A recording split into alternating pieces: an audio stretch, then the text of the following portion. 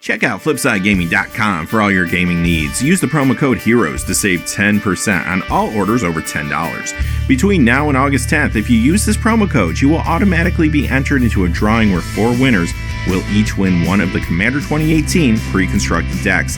See the description below for more details. Hey there, this is John from Heroes and Legends, and welcome to part 3 of our 4-part look at the Commander 2018 deck series. Today we focus on the deck Adaptive Enchantment. This is a BANT, as you probably guessed, enchantment deck. We're going to look at all the cards that are contained within. We're going to review especially the new cards, spend a lot of time on those, go through the reprints a little bit faster, and at the end of the video I'll give you my final thoughts on the deck. Quick reminder though, before we get started, you heard at the beginning of the video, we're still running that promotion with Flipside Gaming where you might be able to win one of these Commander 2018 decks. Just check out the description below for all the details. Also, you're going to find a link to our Patreon page down there, not to mention some products on Amazon. Any of those are ways to help support the channel. And as always, thank you not only to the folks that look at those links, but to all the viewers. You all make the channel what it is, and let's get into it. All right, let's begin, as we always do, with the foil cards that you're going to find in this product. 3 altogether. Out of the box, any of these 3 can be your commander. We're going to start, though, with the featured commander, the Planeswalker. And that's Estrid the Masked. And you're going to notice a big difference in today's deck compared to yesterday's Nature's Vengeance deck review that we did. Now, the Nature's Vengeance deck, I had a lot of problems with it. I was pretty hard on it because it didn't feel consolidated. It felt like the cards were all over the place trying to do different things. That is not the case in today's deck. You're going to notice that first and foremost when it comes to the potential commanders, but even the other cards in the deck, they are more consolidated to try to reach the goal. And that goal is use enchantments and auras to push damage across as quickly as you possibly can, and aside from that, support those enchantments and auras by mitigating the risks associated with that card type. And that's actually pretty sweet. You're going to see that reflected in this card, for example. 4 mana, 3 loyalty. Kind of wish it was 4 loyalty, but I'm okay with it. It has a +2. That +2 is good in the deck. Untap each enchanted permanent you control. That will be very relevant. The -1, protecting your stuff with totem armor. It's going to be huge in this deck. You have access to some board sweeps as well as, of course, you have to worry about what your opponent's doing. So this is going to be great to mitigate the risk of auras and creatures that have auras on them. In addition to that, it's also creating an enchantment aura to put on the battlefield, which will work well with many other cards in the deck. And that -7 helps you dig for and then recover a number of enchantments, and that could lead to a really big turn. Also remember, when auras come back into play in this manner, they don't actually target, so all bets are off. You could put auras on hexproof creatures that your opponents control. You could put them on shroud creatures, so it does mix things up a little bit too under certain circumstances. Now, you'll probably want to upgrade your deck to take full advantage of that and change some things out, but just something to think about. So this card is doing exactly what you'd want it to do in this deck. All right, here's our next option for a commander. It's Castilla the Cultivator, and this is a powerful card. Now, whether you decide to make this your commander or use it in your 99, you're going to be really happy to have this. It costs the same as Estrid, which is very reasonable for a 4/4. It has Bestow. That's going to cost you a couple more, but that's fine. And whether you bestow this or just put it out as a 4/4 creature, all it has to do is sit on the battlefield. Whenever an enchanted creature or enchantment creature you control attacks, including this, draw a card. Extremely powerful. I mean, this is awesome. Now, granted, when you're attacking in with your stuff more aggressively, your stuff's probably going to die quicker, right? But there are a lot of ways to protect your things. We just saw one in the previous card, and we're going to see more as we go forward with totem armor enchantments. So there are ways to be able to push damage across. Maybe you're not attacking in with like 5 creatures in one turn necessarily, because you do have to be cognizant of crackback and all that. But maybe it's just 1 creature and you draw 1 card. Then another turn it's 2 creatures, you draw 2 cards. That's going to add up over the course of the game. Excellent, excellent card here. Tivassa the Sunlit. Now, first I want to point out this is a merfolk legendary creature, and it's in the right colors, BANT colors. So if you were looking for a merfolk, unfortunately it doesn't really work with merfolk tribal and do anything special there. But if you're just looking generally for a merfolk commander in those colors, well, this is one. Now the card itself works great in any Voltron/Enchantress style decks.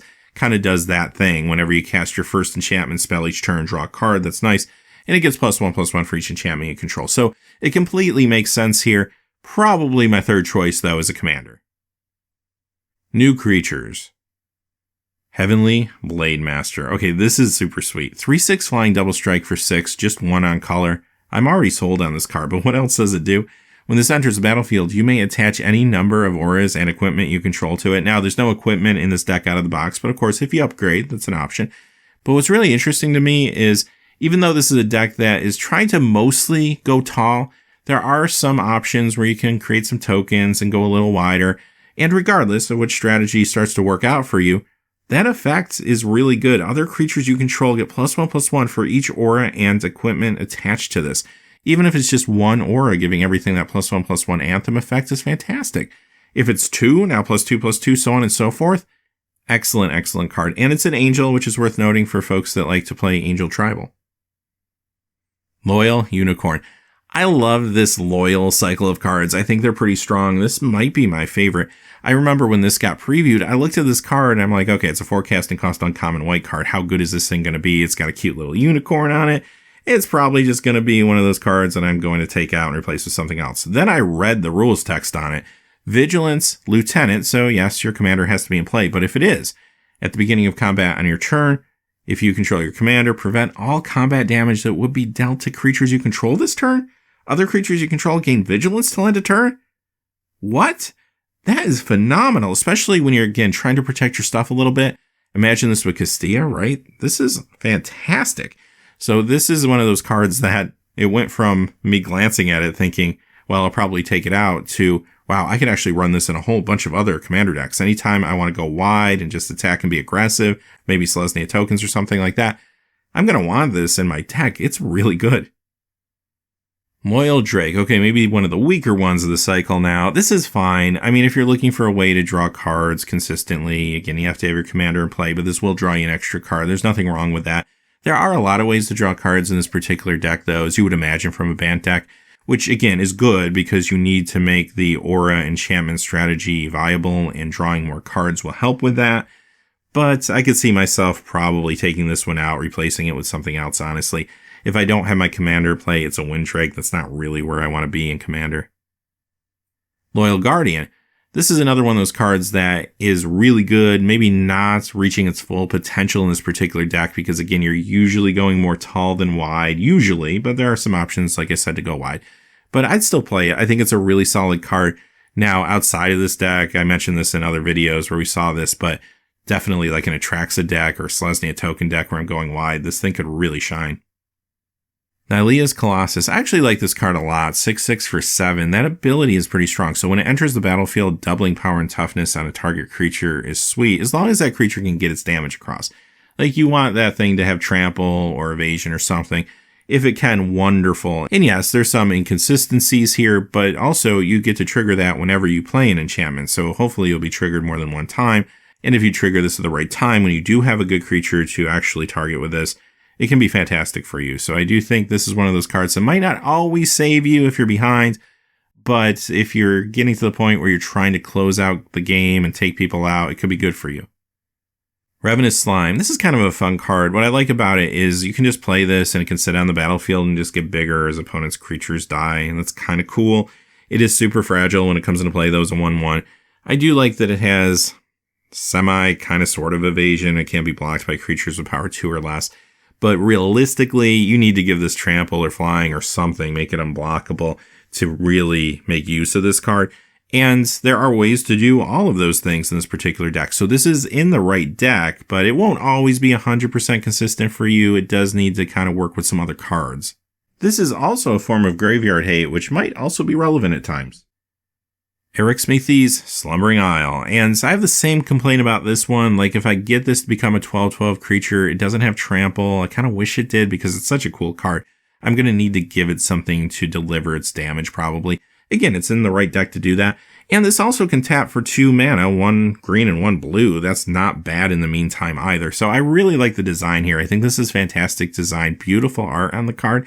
Maybe not one of the more powerful cards, if I'm being honest with myself. But I don't think it's bad. Like, it's definitely playable here. New sorceries. All right, let's talk about a couple Storm cards. Imperial Storm. I love this cycle. I won't bore you with how much I love it again because I've been talking about it all week, but it's great. Anyway, this one, if I don't play my commander and I play this, I get a 4/4 flying angel token. Okay, I paid too much probably for a 4/4 flyer, but it's not the worst thing in the world. Once I played my commander one time, 8/8 power toughness in the air, twice, 12/12 power toughness, 3 times, 16/16. See where I'm going with this? This card's kind of insane. The longer you hold out, the better it is. It is slow. I mean, these things don't have haste, so it has to come back to your turn before you can really appreciate what you got there. And hopefully no one has a board sweep. But if you can pull it off, I mean, this can take players out. Genesis Storm, another one of these cards. Love it. You play it, even again, if you never played your commander, you dig for your next non-land permanent, just put it into play. Yes, there's a level of variance there you got to worry about. But if you play this after, again, you played your commander a few times, it's going to get a lot more consistent the deeper it can go and the further it can go in your deck. And that's awesome. New enchantments. Estrid's Invocation. This is a fun little one. I kind of wish it could target any enchantment, not just your enchantments. But for 3 mana, I really can't complain about that too much. Basically, this becomes a copy of your best enchantment at any given time on the battlefield. And that's awesome. It can change on the fly. Remember, this can copy any kind of enchantment. That includes enchantment creatures, enchantment auras. Also, when this enters the battlefield, anything it's copying, if it has an enters the battlefield effect, you will get that. That's actually kind of sweet. Now, if you copy an aura with this, it will work much the way that Estrid's -7 will work, so it won't target, so keep that in mind. As a matter of fact, you might want to work something like a pacifism effect into a deck like this. That'll give you a little bit of versatility and something to actually target your opponent's creatures with. So overall, this is an extremely versatile card, and if you play it right, it can do a lot of good things for you. Ever watching Threshold? This one I'm not as excited about because you got to look at it this way. It kind of feels like it wants to be a pillow fort card, but it's no propaganda, right? I mean, this isn't going to hold back creatures. If someone has like a bunch of tokens and they want to attack me, the threat of me drawing 1 card is not going to stop them. Now, maybe if I was going to draw like 10 cards, then that's different. But the way it stands, it's cheap anyway. I'll give it that. It's 3. It's an enchantment, so just having it on the battlefield will probably help you sometimes when it comes to some of the other relationships with the cards. But yeah, I could probably take this one out for something better, I think. Octopus Umbra. This says Totem Armor. You know how I feel about that. Awesome in this deck. So aside from that, though, making something 8/8 and when it attacks in, tapping down something is fantastic. It's going to help, again, push damage across. I want to put this on a commander more than anything because pushing across 8 commander damage could be really good. So yeah, this is going to be great. And again, Totem Armor is going to protect whatever you put it on, which is phenomenal. Myth Unbound. This one's kind of funny because when they first previewed this, they hadn't shown us the green storm card yet. So I thought, wow, is green kind of getting the shaft and this is the green portion of the cycle? Well, no. Now, in this deck, though, this card's still pretty good because you have cheap commanders, right? The options out of the box are either a 3 casting cost or 2 4 casting cost commanders. So this is a way to play them more frequently, get that commander storm count up for those 2 storm cards we saw earlier, and also be able to draw some cards. So there's nothing wrong with that for 3 mana. New lands. This one's in all the decks, so we talked a lot about it, so I won't spend too much time on it. But yeah, Forge of Heroes. Still pretty good, and I like it a lot in this deck because, again, you are going tall a little more frequently than maybe in some of the other decks that we saw. So just adding that extra +1/+1 counter could be good for your creature planeswalkers anyway. Also, with Estrid, the loyalty buff's not a bad thing either. And I do like that they left this open that I could use this on other people's stuff, so it could be a political play too. All right, let's talk about some reprints. I'm going to go faster through the reprints because you're pretty familiar probably with most of these cards. Many of them have been reprinted a lot. We'll begin with the creatures.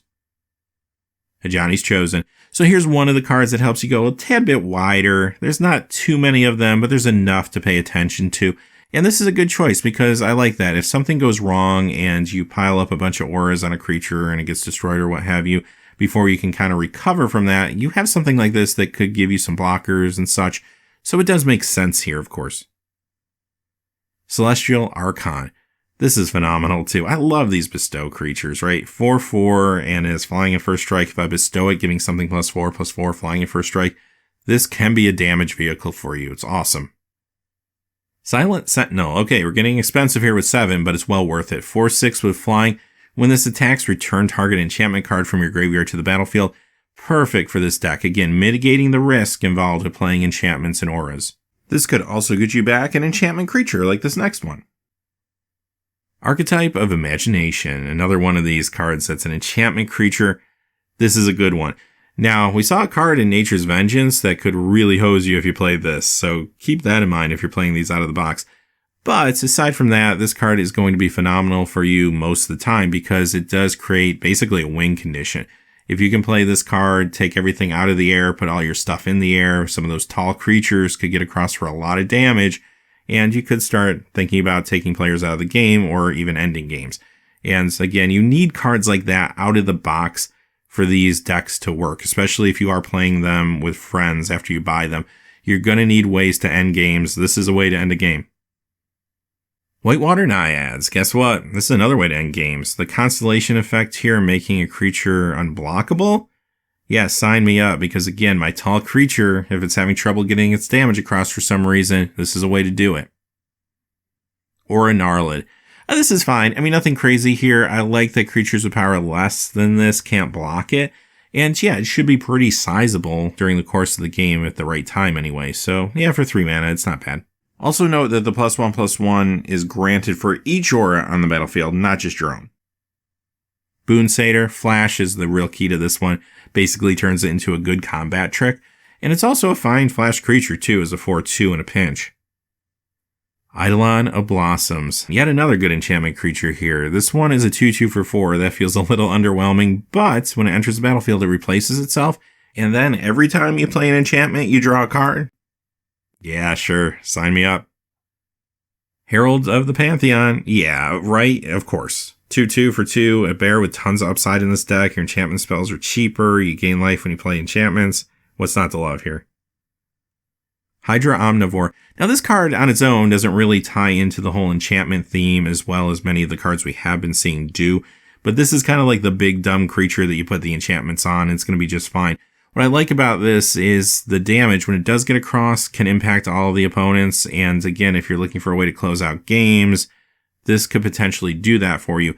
You have to give it something, though, to deliver its damage, because again, on its own, it can be chump blocked, and that's going to be a problem for you. But very economical card. It only costs 6 for the 8/8, and you throw something on this so it can get by, and you're going to be having a good day.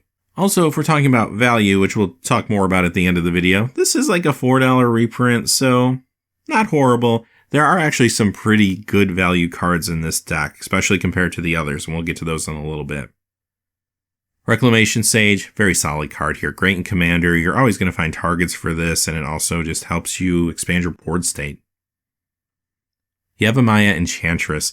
This one's okay too. I mean, it grows with the amount of enchantments that are out on the battlefield. Starts out as a 2/2. Again, doesn't have evasion. There's probably better cards out there, but this is okay out of the box. Also remember, this looks at all enchantments on the battlefield. Bruna, Light of Alabaster. I always love this card. You can steal other people's auras, actually. That's kind of awesome. And it can grab auras from all over the place, including the graveyard, which is very important for this deck. So this is a perfect inclusion. Daxos of Miletus. I always like Daxos. This card's actually super sweet because, yes, you have to do some work here. He's making you jump through hoops. Granted, he can't be blocked by creatures with power 3 or greater, so I do like that. But he does have to get some combat damage across to matter. And when he does, you can still miss with this. But later on, when you have a lot of expendable mana, and you will have ways to ramp out, we'll see that in a little bit, you could have some big plays with this in Commander. Elderwood Scion, 4/4, trample, lifelink for 5, sign me up. Oh, by the way, spells you cast the target, this costs 2 less, and spells your opponents cast the target, it costs 2 more. Again, mitigating the risk a little bit. I love this card. Cold Eye Selkie, one of my favorite cards. I always like the art on this because I know it's sort of a throwback to Merfolk Assassin. Just looks super creepy, like super sweet. And the card itself's pretty good too. Even if you just attack with this and it can't be blocked once because of Island Walk, it replaces itself, does 1 damage. But really in this deck, you could beef this thing up and do maybe like 5 damage, draw 5 cards. It could get kind of out of hand. I love me some Island Walk, that's for sure. Sorceries. You're going to see some board sweeps here, starting with Martial Coup. And this one also gives you soldier tokens, so that's not a bad thing. Again, just another option, a way to defend yourself if things aren't going all that well. And yes, this can also destroy all creatures. It's a good panic button if nothing else. And also remember, you have Totem Armor available to you in this particular deck. Phyrexian Rebirth. And here's another card that's going to be great in this deck because, again, it's a board sweep that's giving you something with this Horror token. And if you keep that Horror token and maybe have Totem Armor on 1 or 2 things, that could be a big play for you. Winds of Wrath, potentially a one-sided Wrath for you, and that's actually pretty sweet in this deck. Wrath in the means of the effect and not the place. Creeping Renaissance. This is really good in this deck too because, again, choose a permanent type and you get all those back from your graveyard to your hand. So if you choose enchantments, you'll get a lot of cards. Auras, regular enchantments, enchantment creatures. The flashback makes this card even better. You can do that a couple times over the course of the game. That could be huge for you, and again, another card that's mitigating these risks. Krufix's Insights. And yeah, this is a way to dig for some enchantments. Nothing crazy here, and sure, you could miss with it, but a lot of the times I think you'll find some stuff in this deck. Instance. Dismantling Blow. Okay, yeah, you need to deal with a artifact or enchantment, and maybe also draw some cards. There's probably more efficient ways to do stuff like this, but it's okay out of the box. Bat Charm, always love these. Lots of versatility here. This particular one, either destroy the artifact, counter target instant spell, or put target creature on the bottom of its owner's library. Just a ton of different options here. Enchantments. Sage's Reverie. Great start. I mean, you're going to draw cards with this. You're going to buff something. There's nothing wrong with that. Sigil of the Empty Throne. Yeah, this one is kind of a no-brainer, right? Like, you almost thought when you heard an enchantment deck that this was going to be in there. And yeah, this is going to be phenomenal for you. Again, another way to go wide, but you don't even have to go that wide when you're talking 4/4 flyers. I mean, these things can put a lot of damage across quickly. Soul Snare. This is a nice little cheap enchantment that just kind of plays into what this deck's trying to do. I mean, you can play this even on turn 1 and just start building out the enchantment base, which could matter with other cards. That sacrifice effect might keep people off your back for a little while. So yeah, nothing crazy here, but it's fine. Unquestioned Authority. This is great because of cantrips. I always like that. And guess what? Enchanted Creature has protection from creatures. So another way to push across damage on a tall creature that might be having trouble getting there. And it's also a good defensive card too. Dictate a Krufix. I always like this card because of the flash. I mean, when you play Howling Mine type effects, it's kind of sad because everybody gets to draw before it gets back to you. And in a multiplayer game, that's especially heartbreaking. So now I can wait till either the very beginning of my turn or end of my previous opponent's turn, play this, and then there you go. I get to draw first, and I like that a lot. And like all these cards, it's also just another enchantment at the end of the day. Now, you do have to be careful, though, with cards like this because you don't want to give your opponents the means to defeat you either, right? And this isn't a pillow fort deck. You don't have a lot of ways to defend yourself. So you do have to consider that. But I will say with an enchantment-focused deck, drawing cards is probably in most cases going to be better for you than a lot of other decks. Il Umbra. You had me at Flash and Totem Armor. Yeah, sure, +1/+1, but who cares? Vow of Flight. I love the Vow cards. We get a couple of them here. This one gives +2/+2 in flying, or keeps something off your back, but still allows it to attack your other opponents. So either way, this is going to be a great card with some versatility. Bear Umbra. This is an awesome inclusion. First off, Totem Armor, you know how I feel about that. +2/+2, but maybe most importantly, whenever this creature attacks, untap all lands you control. I remember playing against this card in the Rise of the Eldrazi pre-release, and it just destroyed me. It's a very powerful card. And if you're talking about value, this is not bad. The original version is worth about $13, $14, and it's gone up a lot recently because it does see some play in the Modern Boggles deck, but also in the last few weeks, we've seen a lot of Najila players playing this in Commander. That's really pushed the price point. So maybe Wizards didn't realize the card would be worth as much as it is now when they designed the deck, but at least we got a decent reprint here. And as a matter of fact, this and another card we're going to look at in a few moments are in double digits when it comes to value, and you don't see a whole lot of that in the other decks. Dawn's Reflection. Again, a reminder, you can play this on anybody's stuff and help them out, play the political game. It still counts as one of your enchantments, which is cool. So there's a lot of different ways you can look at this, but just generally, this is one of the many ways you're going to see where you can ramp out a little bit or color fix. Enchantress's Presence. Okay, here's that other card that is worth double digits. The original version of these go for about $14, $15. And this is a pretty good card. This started going up very recently, though, when people heard that there's going to be a Bant enchantment deck. I think a lot of folks thought this won't be reprinted because it's an older card from Onslaught. So it started heating up in the secondary market. It's here, and it's got the same original art, which I really like. So I'm glad they put this one in. It does, again, feel like it's at least bringing some value to the deck. And we'll talk more about that at the end of the video. Epic Proportions. This has flash, so you can use it as a combat trick, which is awesome. +5/+5 and trample could be a really big deal in this particular deck. Fertile Ground for some more ramping. Ground Seal. This one's interesting to me because, yes, you are interacting a little bit with your graveyard, but not a whole lot. This might inadvertently help someone else out more than it's going to help you. I will say, though, that this deck's ability to return enchantments from the graveyard may still be important enough to run this, and it does cantrip, so there's that. Overgrowth for some more ramp. Snake Umbra, Totem Armor, and also the Curiosity effect. This one's pretty good. Spawning Grounds. Another way to kind of go wide a little bit. It's slow, but making a 5/5 beast with trample each turn is not a bad thing. Vow of Wilderness. Here's another one of the vows. This time you get +3/+3 in trample, or keep another creature off your back. Either way, good card for 3. Wild Growth. This is a classic card and helps you again ramp out. Righteous Authority. I realize this card costs 5 and it's 2 different colors, but still, it feels really powerful to me. The +1/+1 for each card in its controller's hand, that's good, but being able to draw an extra card every turn is huge. Unflinching Courage, another really strong aura, granting trample, lifelink, and the +2/+2 buff. Finest Hour, I like this a lot in this deck. The Exalted is cool, but what's really awesome is I have this one big creature that I put a lot of stuff on. I can attack with it, and then untap it and get a second combat phase, which maybe I don't do anything, I just untapped my big creature, or I get another combat where I could attack with just the one creature, or all my creatures, or whatever I want to do. That's pretty awesome. Alright, Artifact, and yes, Artifact, just one. It's Soul Ring. Of course it's Soul Ring. You can't play Commander without a Soul Ring. And so this is another, I guess, decent reprint considering it's about a $3.50 card. So glad to see that they're still printing these, actually. I can't imagine what these would cost if they didn't put them out every year. Lands. Okay, this is probably the part of the deck that you could upgrade the most and make the biggest impact. You're going to see a lot of comes into play, tap duels and stuff. They're fine out of the box if you're just playing for fun, but eventually if you want to be more serious, there's a lot of ways to upgrade the base here. Azorius Chancery, this is a bounce land. I actually like these. I'm more than happy to play with bounce lands, and even if I upgrade other things, I could see myself keeping these. Blossoming Sands, of course, one of the comes into play tapped cards. It's fine, but yeah, this is a spot you could upgrade. Command Tower, always good, especially in a 3-color deck. Happy to see it. Evolving Wilds, okay, yeah, that's fine. A little slow, but it's fine. Krosan Verge, this is one of that comes into play tapped fetch lands, so again, it's alright, but maybe you upgrade it.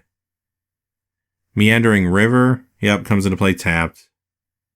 Mosswart Bridge, I love hideaway lands. This one shouldn't be too hard to trigger either. Hopefully you can hit something with it. It's better to have this than not have it.